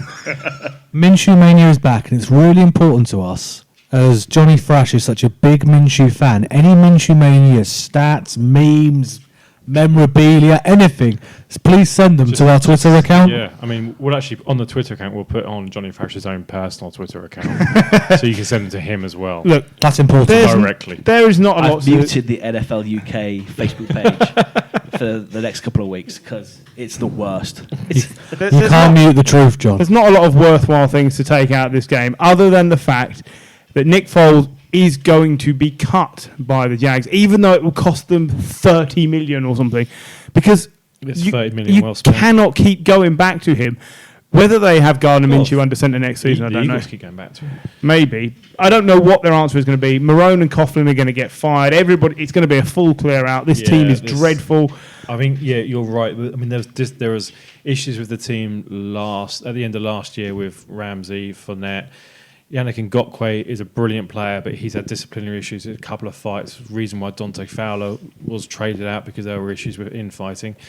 Calais Campbell's getting older. I don't know what they're going to do at quarterback. Leonard Fournette runs hot and cold, so do you want him as a consistent? And then all the other defensive pieces. Telvin Smith, what's going to happen with him? Is he going to come back? They've got some good players. Hey, look, worst case scenario, they could trade a load of good players, get some decent picks, and then rebuild from the ground up. You know, the Buccaneers are 4-3 away from home. They're I think is that 3 on the bounce they've won as well. Possibly. I mean, Bruce Arians is doing a good job. Throw an interception. That's how bad the Jaguars It's the first time that the Bucs have won since 2000. Since drafting him, so 2015, where he hasn't even thrown a touchdown or an interception in a win. It's incredible. We're going to come up to someone who's going to be relevant to this stat in a minute. Since 2016, James has 101 turnovers.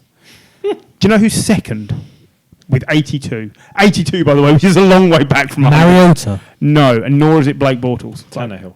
No, it's Philip Rivers. And we are coming on. Yeah, but he's had shortly. 50 of them this season. Well, there is that. But Jameis, we said last week, has probably played himself into another contract. I think this just cements it. And I hate it, but I think it's going to happen. Anybody remember Rashad Perriman, by the way? He used to play for the Ravens. Was terrible. Turned up in this game. Did all right. Titans and Colts. Titans 31, Colts 17. Look.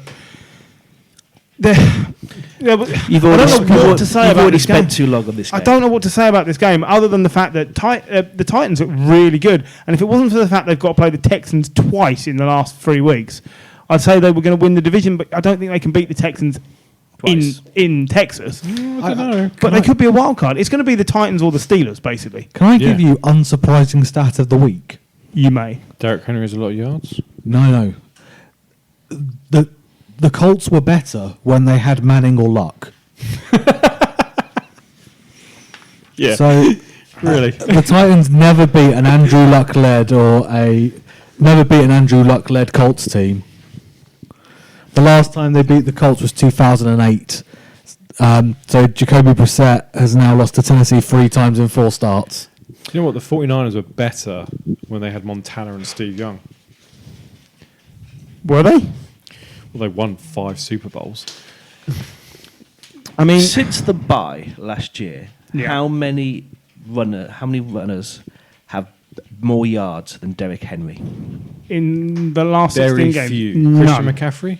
None. None. It's none. And he's also got the most touchdowns in Most that time. touchdowns, The most last, yards. well, his last three games, he's at 180 yards, 159 yards, and 149 yards. So, next week he should be 130 odd yards because it's gradually going down. Is Tannehill getting the franchise tag for another year? He's not getting the franchise tag, but he'll It'll get, cost them 30-ish million. yeah, if they've got the cap space, they'll give him some money. And I keep think him on. they'll tag Are him. they at a point where they can get rid of Mariota Yeah. Yeah.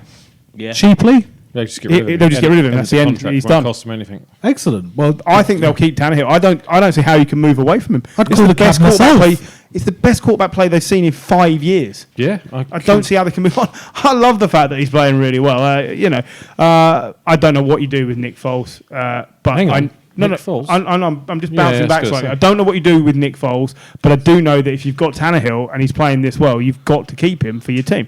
hello, is this the Philadelphia Eagles? I've got one of your properties here. With regards to the Colts, Brissett was picked twice. They got no Ty Hilton, no Mack. The offense is not clicking very well without those players. And Vinatieri, it wasn't all on him. There were 2 blocks and a missed kick. The missed kick was 55 yards. The guy's like 75. Yeah. You've got to let him off that one. I was watching the story of the 1996 Packers. Uh-huh. You're watching Desmond Howard, I have no idea. Don't look at me like that. the kick return, the MVP, yeah. of the 1996 Super Bowl, running past Adam Vinatieri. Yeah, who looked old then. And now he looks really old. What is he, 46? Yeah, at the end of the day, okay, I admire their loyalty to Vinatieri. He's going to be in the Hall of Fame as the second kicker to go there. But he has potentially cost the Colts a playoff place. Not even potentially. I think he has cost the Colts I think a he's playoff certainly place. contributed to the failure, but 2 of these kicks were blocked. And It's been a good 3 or 4 games that they should have won. yeah, but in this particular game, especially the third kick, like the guy was through the gap almost as the snap was taken. He blocked the ball with his throat and chest. He didn't just stick an arm out. Like, he was there in front of him. So, I don't know. It's not all on Vinatieri, but it's happening again and again and again. Unfortunately, he's the kicker and he gets labelled. Yeah, and they will stick with him to the end of the season because there's no point changing now, but he has to retire. I don't know. Look at New England. They've had more kickers this Yeah, year than I've had but hot none of dinners. them have been any good. We've just sacked That was Kai in the Forbath. Forbath lasted 1 game, and we've dropped him. The 49ers was just cut Chase McLaughlin, who filled in for Robbie Gold. So he wasn't that maybe. bad. Right, our last game then, because we missed it earlier somehow. Chargers 20, Broncos 23. Missed it for a very good reason. Drew Lock.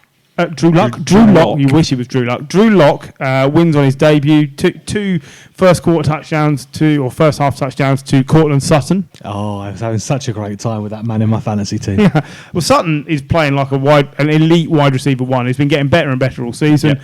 Can't fault that. Look, the talk before the game was if Rivers continues to turn the ball over and not play properly, Tyrell Taylor's coming in. And he must have been close to it in this game.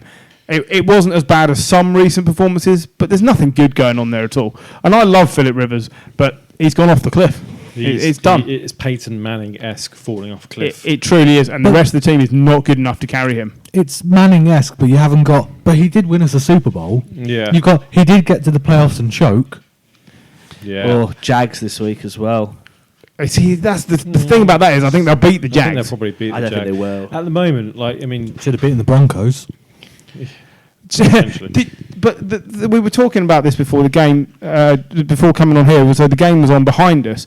The last few seconds of the play, Drew Lock throws a ball down the field, looking for a pass interference flag, and gets it for nothing. Cortland Sutton just ran into the defender and threw himself on the floor. One of the worst pass interference. And it moved Brandon McManus into field goal range. He drills the field goal, they win. That's Brandon McManus at mile high. Within All 70 this, yards of the end of the second quarter with a few seconds on the clock, McManus ran out on the field for what would have been a 65-yard longest ever field goal attempt. There was nothing to lose.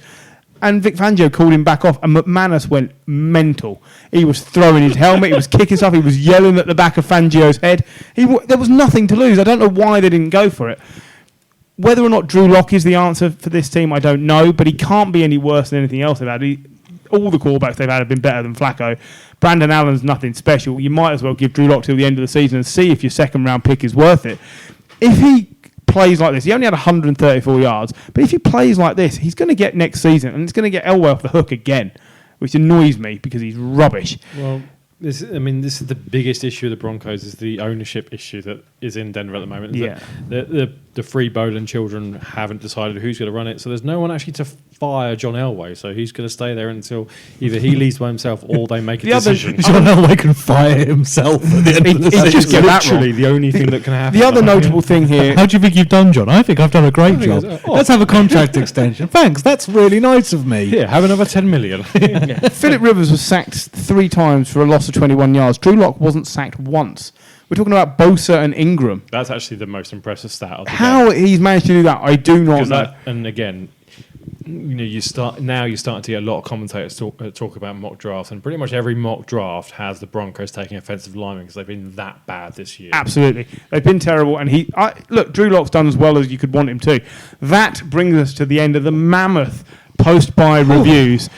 John, over to you and your terrible voice and your nasaliness as we hit our Week 13 power rankings. I'm just going to sit back and relax now. So, Was I meant to send this to you? you were, yeah. Yeah, how did you do on that? Anybody who think parenting was more important than podcasting? Oh, I love my daughter.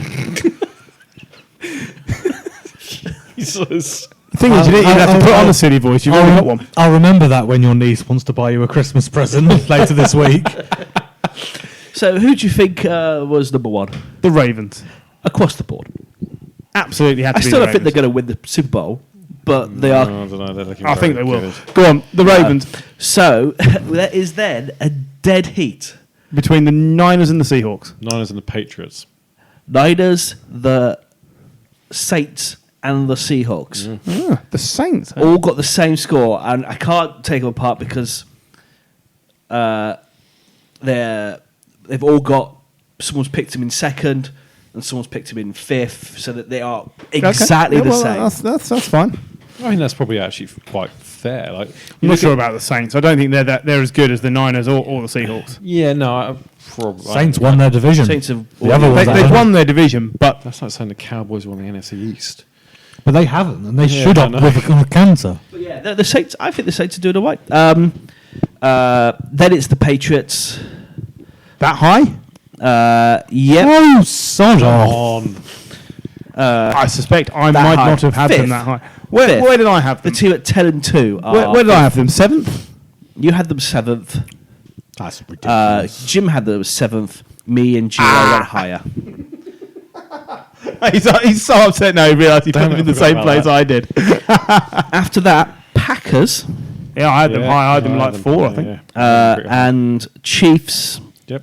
To round out the top 10, we have Vikings, Bills, and Texans. Was I the only person who put the Bills higher than the Vikings and the Texans?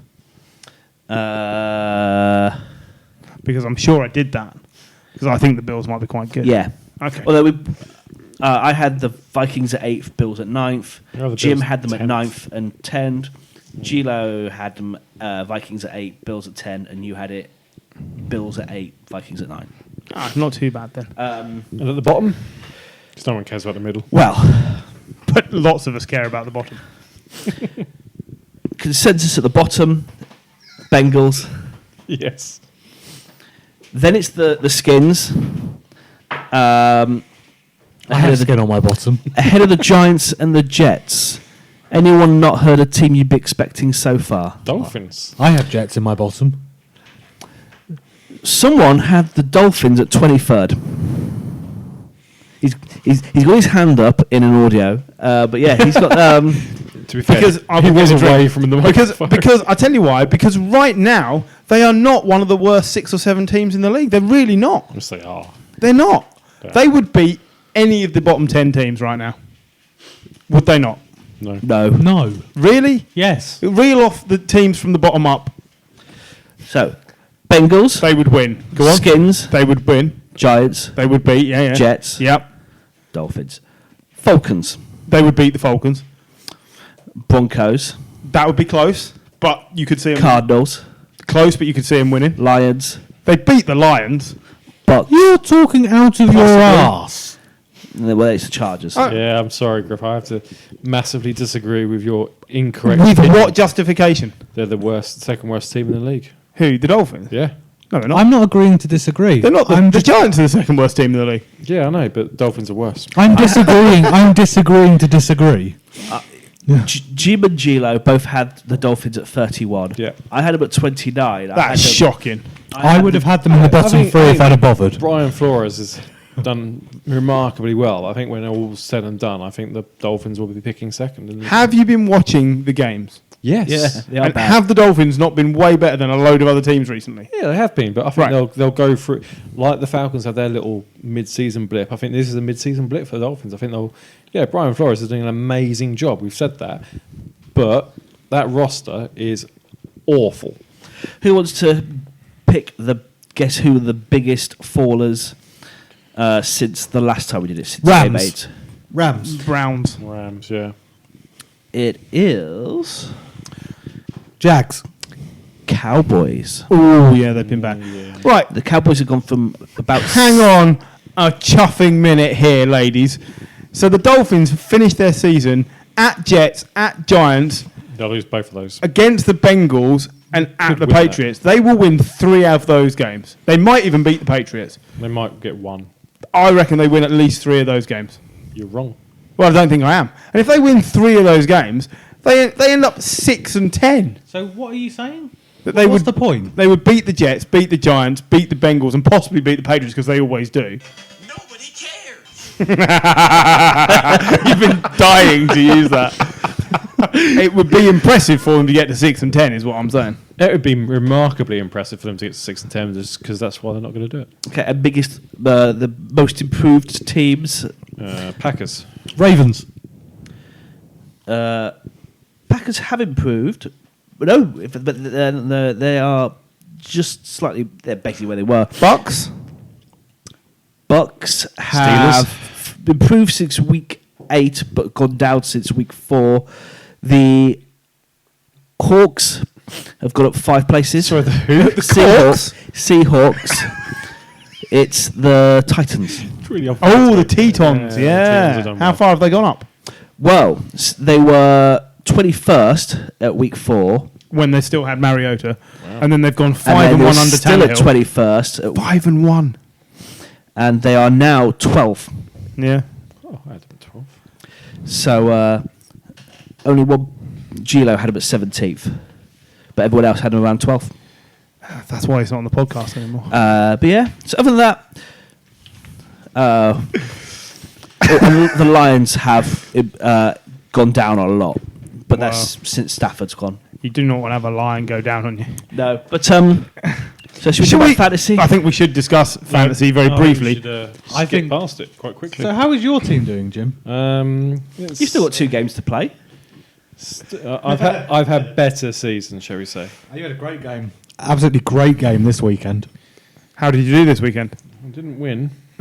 Well, that doesn't leave many options. I was on a 5-game losing slide, and I have performed a full John Farrow and slipped in the back door of the playoffs. Whoa! I'm on a 9-game winning streak, mate. I meant in real life. Basically on the back of Devontae Parker's 30-odd points this week and John Brown throwing a touchdown. I can't pretend I'm delighted. I've got to play John in the first round of the playoffs. I'm going to get eliminated by Lamar Jackson. But still. I'm quietly confident going into our playoffs. My worst receiver was Mike Evans. Oh, your worst receiver was Mike Evans. Ravens at the Bills. Who have you got in your games? Not that they don't, Not that it Yeah. matters at all. No, I'm just curious. 'Cause I'm too lazy to look it up. I don't know who you're playing. I only know I'm playing John. I'm playing the person who's going to lose to me. Well, there we go. Ravens at the Bills this week. That could be a Yeah, tough match for could Lamar be. Jackson. Yeah, but I will need I've it got to Aaron Rodgers in backup against Washington. I'm going to lose. That's a big shout. Who do you put in? Rodgers. Rodgers, yeah, clearly. He's going to decimate the Redskins. We ought to look ahead to next week's defining fixtures while John sorts out who's playing who in fantasy. Yep. So, next week... Oh, you got Chase. Hey, Chase! It's a win. I don't know, but you got a lot of people cheering for you, Paul. Yeah, I'm so now back don't on cock it your up. side. A nation of people. Jim, will you be performing a griff and releasing all your players so everyone can pick them up? I mean, I could be tempted into a few trades. He's got 2 games left. Yeah, the loser bowls. He can still finish 6th in our league. It's a weird So out of the setup. games available, Yeah, you've got some absolutely fantastic You fixtures. really have, yeah. and then 1 or 2 absolute stinkers. Saints 49ers is one I'd pick out. Great game. This is the 49ers. It's the hardest ever stretch at this time in the league any team's ever had. They're playing Really? now 3-8. Well, were 8-2, now 10-2 teams in a row. So, Wow. yeah, they've got 1 win, 1 loss. I think they could beat the Saints, but it's the Saints. We don't know, and it's a Superdome as well. So, So one game I'm interested in is Raiders Titans, that's Why are you interested in that game? because you don't know which team's going to turn up for either of them. I know which Titans team's going to turn up. They're 5-1 under Tannehill. They're going to go and beat the Raiders down. Yeah. Do you want to put money on it? We could put. how on earth is the Giants at Eagles the Monday night Oh, football? they've got to sort that out. Oh, Giants. just it's by because fan it's- bases. It's because it's a divisional game, but it is just awful. Cowboys, Bears. I've got a feeling the Bears might win that. Same. I would laugh. Oh man! And other than that, this one's not a good matchup, but it's one I'd like to see. I think the Bengals could win 2 in a row here and beat the Browns and I just would love nail Freddie Kitchens a bit more. It would be brilliant if they did. You can see it I'm coming. up for it, yeah. You can see it coming. Like you said, you got to think the Packers beat the Redskins. Yep. And equally, you've got to think the Vikings beat the Lions, and the top of that division stays so close. The Jets will beat the Dolphins. You think? That's my Drew Lock of the week. Oh, I like it. Chiefs at Patriots. Who's taking whom? Chiefs. Chiefs. Chiefs. Because I think it is. But So I'm going to play contrarian here and of say course you are. Patriots, and I'm going to say the Patriots by 10. wow. Well, this is one another listens to game you. where it's going to I'm be a about, shootout. to say it's going to be really close and actually more attritional than we think. It could well be. Patriots by 10. And Steelers at Cardinals. Steelers going to win that and go to 8-5, right? I'm not quite sure. No. I mean, the Cardinals were bad against the Rams, but yeah, that's the tight one. I'm up for I actually Tomlin being a Well, great coach. The Steelers' defense is brilliant, so that if they can just keep hold of Kyler Well, Murray. Kyler Murray threw his first interception since week 8 this week. It's only like his 3rd or 4th of the season, but I think the Steelers will pick him off a couple of times. Yeah. They're that good. You've got to think, all right, the Rams are having a very poor season, but this is still the highest paid quarterback in the NFL, one of the best running backs when he's fit. 1,000-yard receivers last season. The Steelers have got some people who play because other people are injured. It's fair. Yeah, maybe. We'll see. The Cardinals might be a good outside bet. Seahawks, Rams. What happens Seahawks. there? God, It's I at hope- the Rams. I really need it to be the Rams. I'm thinking Seahawks, If but it, it's at the well, it Rams. depends what Rams team turn up. If it's the team that turned up to play the Ravens, it's Seahawks. Yeah. If it's the team that turned up to play the Cardinals, that's a So now a close Seahawks match. then. Seahawks by a score because that's what they do. That's true. It seems most likely. And it'll be interesting to see what the Panthers can do under their new head coach in a divisional game against the Falcons. I know it doesn't actually mean anything, but it'd be interesting to see. 2/5 of fuck all. So, it's time to take a knee. Thank you for listening to the Snap UK podcast. Don't forget to go and look us up on social media. Don't forget to send all your Minshew Mania memes to John. He loves it. Up yours, man. And we hope John feels better next week. I don't. No, this has been great. We hope Gary continues to recover from his, delicate surgery. Yeah, God bless. Absolutely. And we hope Best Paul keeps wishes. chasing the playoffs. That was And the we dog. just got attacked by the podcast dog. Good night.